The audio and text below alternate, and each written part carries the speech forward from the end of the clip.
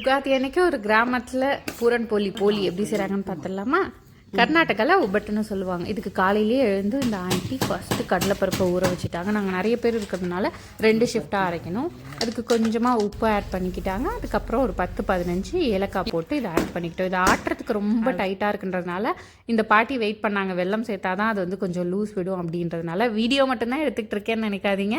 Video எடுக்காத நேரத்தில் நான் ஆட்டினேன், இந்த பாட்டி சேர்த்து விட்டுக்கிட்டு இருந்தாங்க.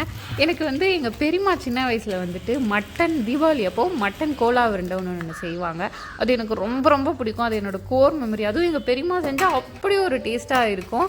அதெல்லாம் இப்போ மிக்ஸி வந்து நாங்கள் மாற்றினதுக்கப்புறம் அது எனக்கு டேஸ்ட்டே அவ்வளோவோ மாறப்போன மாதிரி இருந்துச்சு.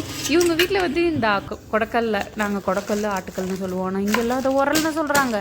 இதில் ஆட்டினப்போ அந்த டேஸ்ட் இருந்துச்சு. அப்பா சூப்பராக இருந்துச்சு. 2வது ஷிஃப்ட்டுக்கு ஆண்டி என்கிட்ட மெஷர்மெண்ட் சொல்லிட்டு போயிட்டாங்க. நானே கொஞ்சமாக உப்பு, ஏலக்காய் அதெல்லாம் கலந்து வெல்லம்லாம் கலந்து ஆட்ட ஆரம்பிச்சிட்டோம். இதை ஆட்டி முடிச்சதுக்கப்புறம் ஒரு கடாயில் நிறைய எண்ணெய், நெய் எது வேணாலும் சேர்த்துக்கலாம். நாங்கள் நெய் சேர்த்துக்கிட்டோம். அதுக்கு தேவையான அளவு தேங்காய் துருவி வச்சுக்கிறதுனாலும் வச்சுக்கலாம். நாங்கள் மிக்சியில் ஒரு ஓட்டி எடுத்துக்கிட்டோம் கட் பண்ணிவிட்டு. அது கொஞ்சம் ப்ரௌன் ஆகிற வரையும் நல்லா வறுத்துக்கணும். அதோட பச்சை வாசனைலாம் போனதுக்கப்புறம் இந்த அரைச்சி வச்ச கடலைப்பருப்பு மிக்ஸை அதில் சேர்த்து நல்லா கிண்டி விடணும். அப்போ தான் அதோட இதெல்லாம் சேர்ந்து கொஞ்சம் எண்ணெய் இல்லை எவ்வளோ கொஞ்சம் மேலே வந்து நெய்யை ஆட் பண்ணிக்கிட்டாங்க அவங்க வீட்டில். நான் ஃபஸ்ட் டைம் போலி செய்கிறேன்.